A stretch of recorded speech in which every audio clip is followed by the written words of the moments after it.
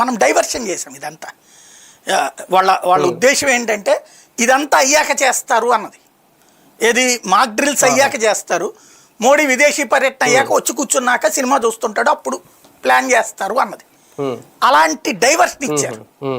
ఆ డైవర్షన్ వైపే ఆలోచించారు కానీ వాళ్ళు ఎట్లాంటి డైవర్షన్ ఇచ్చి ఇక్కడ కొడతారు. ఎందుకంటే ఇంతకుముందు ఈ టైప్ అనుభవం లేదు వాళ్ళకి.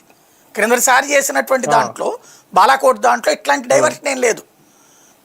క్యాజువల్ అటాక్ గన్మని వెళ్ళిపోయింది అంతే. అంటే ఫస్ట్ ట్రిప్ జరిగిన దాడి మనం చెప్పేదాకా తెలియలే, రెండో ట్రిప్ జరిగిన దాడి మనం చెప్పేదాకా తెలియలే, ఈ ట్రిప్ దాడి చెప్పి మరీ చేసాం.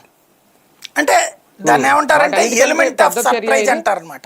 శత్రువు ఊహించే లోపుగా వాడికి మనం షాక్ ఇచ్చాం, ఆ షాక్ వాడు కోలుకునే లోపు అంతా అయిపోయింది అక్కడ. ఇంకోటి వాడి అసమర్థత. ఎవడైనా మీరు అన్నట్టు మొన్ననగా జరిగిన తర్వాత మనం అంతా ప్రిపేర్ అవుతున్నామని తెలిసాక మా దగ్గర అద్భుతమైన ఎయిర్ డిఫెన్స్ సిస్టమ్ ఉంది, చైనా వాడు కుప్పలు తెప్పలు ఇచ్చాడు, టర్కీ వాడు ఎరగదీసేది ఇచ్చాడు అని సొల్లి కబుర్లు చెప్పుకున్నాడు కదా. అది దేనికి పనికిరావు, అన్ని అసమర్థమైనవి. అసలు భారత్ వేసే ఎత్తు ముందు, టెక్నాలజికల్ ఎత్తు ముందు వాడు ఫెయిల్యూర్ అన్నటువంటి నిరూపించారు. ఇక్కడ చూడండి వాళ్ళ ప్రెస్ బ్రీఫింగ్ లో కూడా పైగా పాక్ సరిహద్దులోకి వెళ్ళి మరి ఇక్కడే తెలివి చూడండి, మళ్ళీ ఎస్కలేట్ చేయలేదని పాకిస్తానే చెప్తోంది, మనం కూడా ఎస్కలేట్ చేయలేదని చెప్తాం.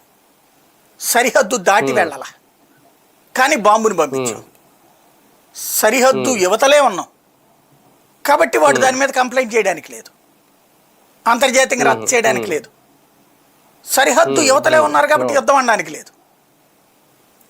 సరిహద్దు యువతలే ఉన్నాం కానీ సరిహద్దు అవతల 400 కిలోమీటర్ల దూరంలో ఉన్న లక్ష్యాన్ని కూడా కొట్టగలం మనం. మన దగ్గర ఉన్న వెపనరీ అది. ఇప్పుడు 100 కిలోమీటర్ల లోపల కొట్టాం. అది కూడా ఇటుమూల ఒకటి ఉంది, అటుమూల ఒకటి ఉంది. ఇందులో స్పెషాలిటీ ఏంటంటే పంజాబ్ ప్రాంతంలో ఉంది అవతల పక్కన వీళ్ళది, వాళ్ళ పంజాబ్ అవతల ఏది ఈ లష్కర్ ఎ తోయిబా వాళ్ళకి సంబంధించినటువంటిది బహవల్పూర్ అట్లాంటిది. కాశ్మీర్లో ఆ మూల ఉన్నటువంటి పార్ట్ను కూడా కొట్టారు, పిఓజేకేలో ఉన్నటువంటి.